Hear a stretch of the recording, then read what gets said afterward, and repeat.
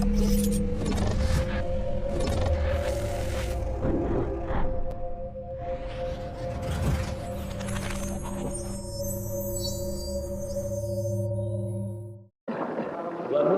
به ونتوكل عليه ونعوذ بالله من شرور أنفسنا ومن سيئات أعمالنا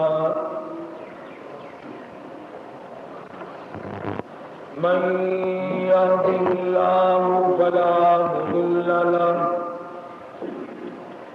ومن يضلل فلا هادي له ونشهد أن لا إله إلا الله وحده لا شريك له ونشهد أن سيدنا وسندنا ونبينا وشفيعنا وهادينا ومرشدنا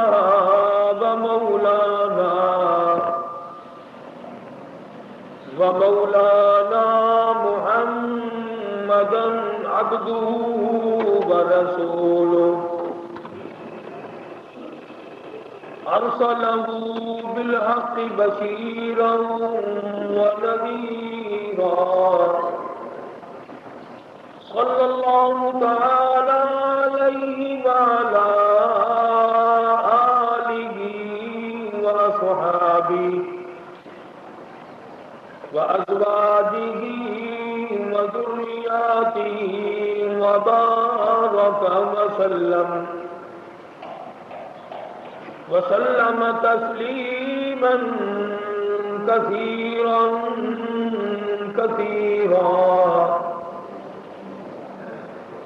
أما بعد فأعوذ بالله السميع العليم من الشيطان الرجيم بسم الله الرحمن الرحيم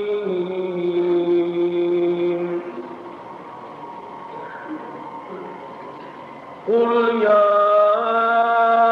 أيها الناس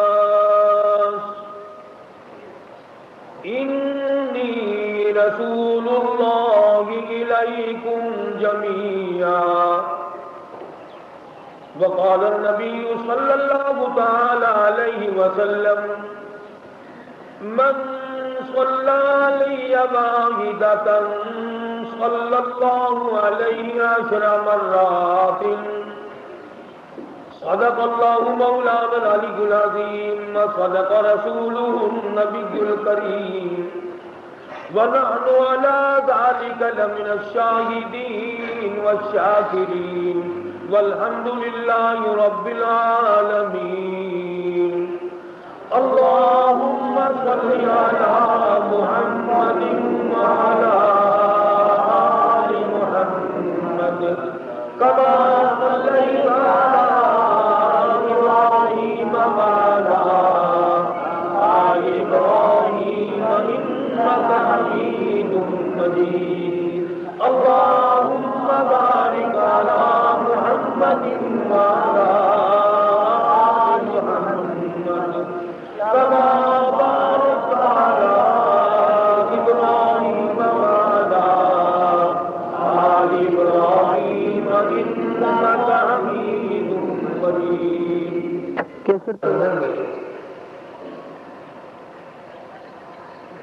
سرکار دو جہاں حضرت محمد رسول اللہ صلی اللہ تعالی علیہ وسلم کی ذات اقدس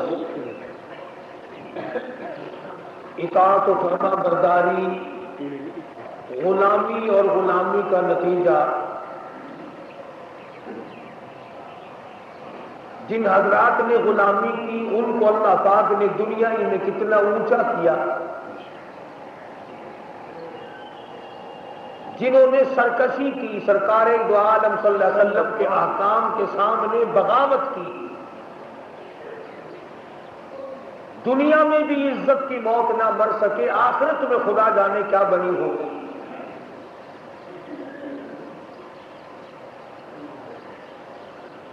اتنا اولو العزم پیغمبر، اتنی بڑی شان،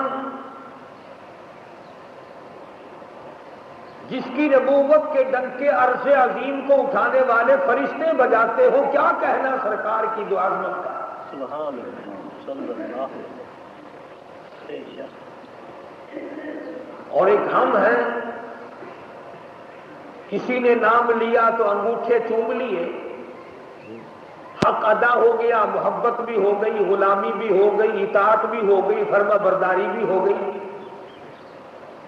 اور اگر کبھی زیادہ ہی محبت نے جذبہ مارا تو قوالی شریف سن لی۔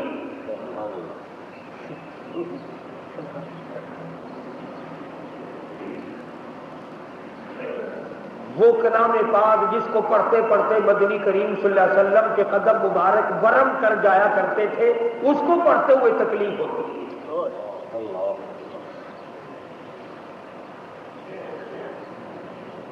دنیا میں جن لوگوں نے بھی، خواہ وہ بادشاہ تھے یا وہ وزیر تھے یا وہ امیر تھے یا وہ غریب تھے، جنہوں نے اپنے دل کے اندر محبت بسائی اور مرتے دم تک اس کو نبھایا، خدا کی قسم اللہ کا قرآن گواہ ہے، یوں آواز آتی ہے، ادھر موت آ رہی ہوتی ہے، ادھر فرشتے کہتے ہیں مرحبا، ہم تیرے انتظار میں کھڑے ہیں۔ سبحان آواز آتی ہے لا تخافوا ولا تحزنوا، غم نہ کر، پریشان نہ ہو، التی کنتم توعدون،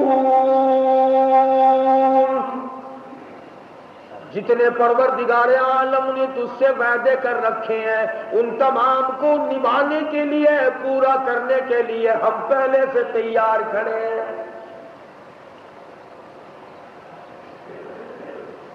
جو لوگ سرکار مدینہ صلی اللہ تعالی علیہ وسلم کی دل میں عظمت بسا لیتے ہیں، محبت بسا لیتے ہیں، اپنے آپ کو غلام بنا لیتے ہیں، رب ذوالجلال کی قسم، تم یہاں دنیا میں بیٹھے ہو، جھوپڑیوں میں رہتے ہو، مکان اور دکان پہ بیٹھے ہو، ادھر فرشتے آواز دیتے ہیں ربنا وادخلہم جنات عدن التی وعدتہم ومن صلح من آبائهم وأزواجهم وذرياتهم إنك أنت العزيز الحكيم۔ نورانی مخلوق، نورانی فرشتے دعا کرتے ہیں ربنا، اے ہمارے پروردگار، ادخلہم جنات عدن التی وعدتہم، ان بندوں کو جو توبہ کرتے ہیں، جو استغفار کرتے ہیں، جو کسی کا حق کھانے سے بچتے ہیں، جو دوسروں کی بے آبروئی کرنے سے بچتے ہیں، جو ہر وقت قبر فکر کے ذکر میں لگے رہتے ہیں، جن کو ہر وقت موت سامنے کھڑی ہوئی نظر آتی ہے، فرشتے کہتے ہیں ربنا وادخلہم، الہی ہم دعا کرتے ہیں ان کو بھی، ان کی بیویوں کو بھی، ان کی اولاد کو بھی، تمام کو جنت میں داخل فرما دے۔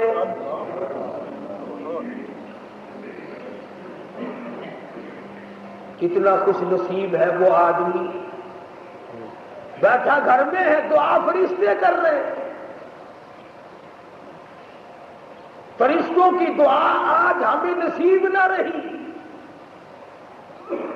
یوں آتا حدیث پاک میں فرمایا، مدنی کریم صلی اللہ تعالی علیہ وسلم نے اللہ پاک کے بارے میں حضور فرماتے ہیں کہ خداوند کریم نے یوں فرمایا، جس نے میری مسجد میں چراغ جلا دیا، میری مسجد کو روشن کیا، منور کیا، 70,000 فرشتوں کو اللہ پاک حکم دیتے ہیں جب تک چاندنا رہے، جب تک روشنی رہے، جب تک میرا گھر منور رہے، تم اس میرے بندے کے لیے بیٹھ کر کھڑے ہو کر دعائے مغفرت کرو۔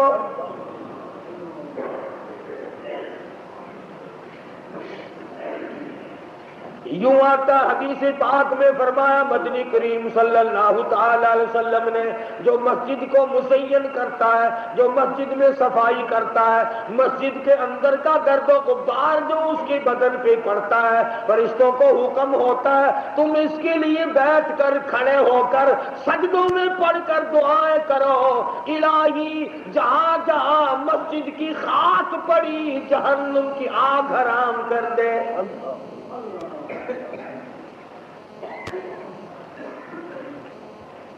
اعمال کی بات ہے ساری، کرنے والا پائے گا، دیکھنے والا رہ جائے گا۔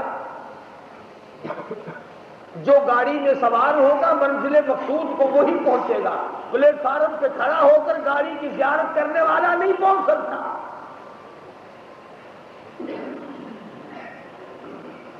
جس کے منہ میں مٹھائی جائے گی اسی کا منہ میٹھا ہوگا، سامنے کھڑے ہو کر کھاتے ہوئے کو دیکھنے سے منہ میٹھا نہیں ہوگا۔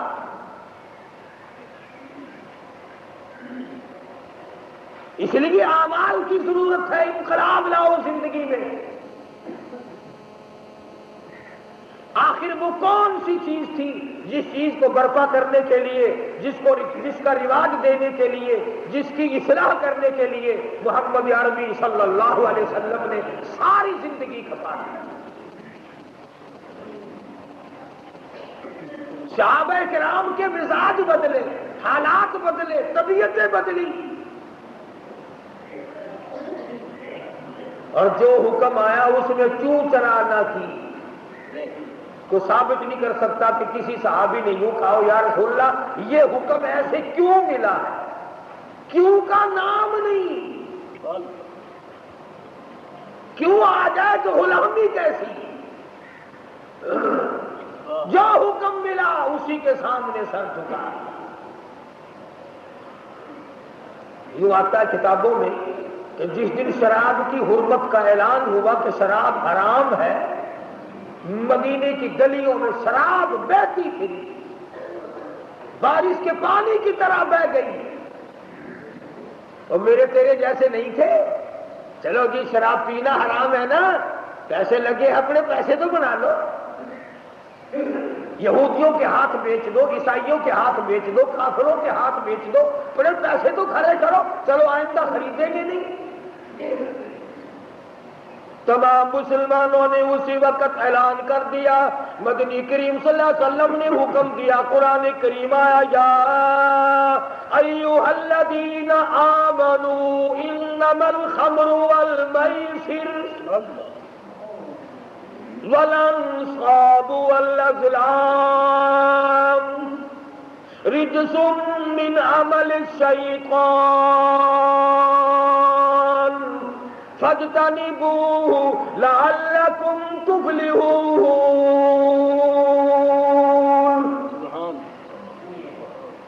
اے کلمہ پڑھنے والوں، مجھ پر میرے نبی پر ایمان رکھنے والوں، انما الخمر، شراب حرام ہے۔ میرے تیرے جیسے ہوتے نا وہ جی پینا ہی تو حرام ہے نا، چلو آئندہ نہیں خریدیں گے، پیسے تو بنائے نا۔ قرآن کریم میں ان لوگوں کا واقعہ اچھی طرح سے ذکر کیا گیا ہے۔ قوم تھی ایک بڑی سمجھدار، اللہ پاک نے، اور وہ مچھلیاں کھایا کرتے تھے، مچھلیوں کا شکار کر کے کھاتے تھے۔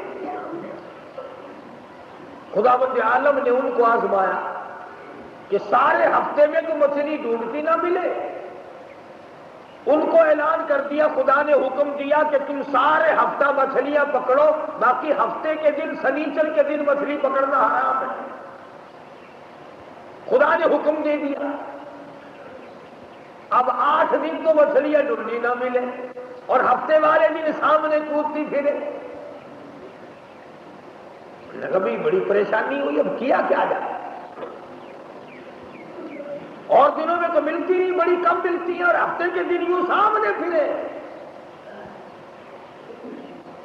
بس ان کے جو آخری ملے ملانے تھے نا، جیسے کارخانوں میں مال بنتا ہے، ملا کے دماغ میں دین بنتا ہے، بیٹھے بیٹھے دین بنا لیتا ہے۔ وہ کہنے لگا میاں پکڑنا ہی منع ہے نا کہ ہاں، کھانا منع ہے نا کہ ہاں، دریا کے برابر میں کھڈا بناؤ، اس میں پانی بھرو اور ان سب کو دھکیل کر ہفتے کے دن اس کھڈے میں لے جاؤ، اتوار کو قابو آ جائے گی۔ پڑھ کر دیکھیں آپ قرآن کریم، 9واں سپارہ ہے، ترجمہ ذکر کر رہا ہوں، گپ نہیں ہے۔ گپ سنانے والے تمہیں اور تھوڑے ہیں، میں بھی گپ سناؤں۔ فرمایا وَاسْأَلْهُمْ عَنِ الْقَرْيَةِ الَّتِي كَانَتْ عَاقِرَةَ الْبَحْرِ إِذْ يَعْدُونَ فِي السَّبْتِ إِذْ تَأْتِيهِمْ حِيتَانُهُمْ،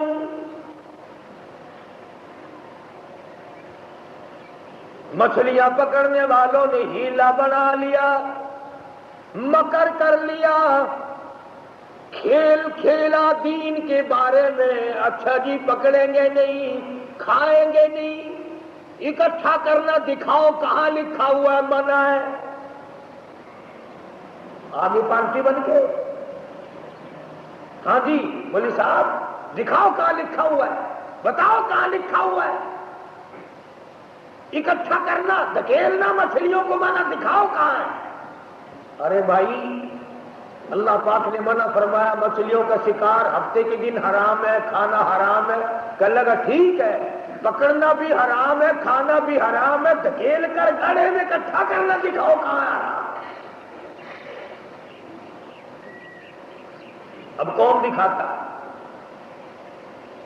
جب نیت بد ہوتی ہے تو مسئلہ پہلے بن جاتا ہے۔ اسی لیے فرمایا کرتے ہیں کہ آدمی اپنے دل سے مسئلہ پوچھے۔ مدنی کریم صلی اللہ تعالی علیہ وسلم تشریف فرمائے، صحابہ کرام بھی تشریف فرمائے۔ زمام بن سلمہ رضی اللہ تعالیٰ عنہ دیہاتی صحابی ہے، دور و دراز کا باشندہ ہے، اجنبی صحابی ہے، دیہات کے رہنے والا، سواری پہ سوار ہو کر آیا اور آ کے مدنی کریم صلی اللہ علیہ وسلم کے بارے میں پوچھا، اے لوگو تم میں شہنشاہ کائنات کون ہے؟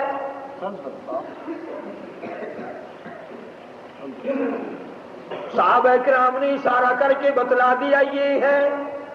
قریب ہوا، عرض کرنے لگا آپ رب ذوالجلال کی قسم کھا کر بتائیں کیا واقعی آپ نبی ہیں؟ آپ نے فرما دیا ہاں۔ اس کے بعد کہنے لگا رب ذوالجلال کی قسم کھا کر بتلاؤ کیا آپ پہ اللہ کی کتاب نازل ہوئی؟ قرآن کریم اترا آپ پر؟ آپ نے فرمایا ہاں۔ ہر بات میں اس نے یہی بات کہی کہ قسم کھا کے بتلاؤ کیا آپ نے 5 نمازوں کا حکم دیا؟ حضور صلی اللہ علیہ وسلم نے فرمایا ہاں۔ پھر قسم کھا کر کے کھلا کر کہنے لگا کیا آپ نے اللہ کی توحید اور اپنی نبوت اور رسالت لا الہ الا اللہ محمد رسول اللہ یہ کلمہ سکھایا ہے، امت کو دیا ہے؟ آپ نے فرمایا ہاں۔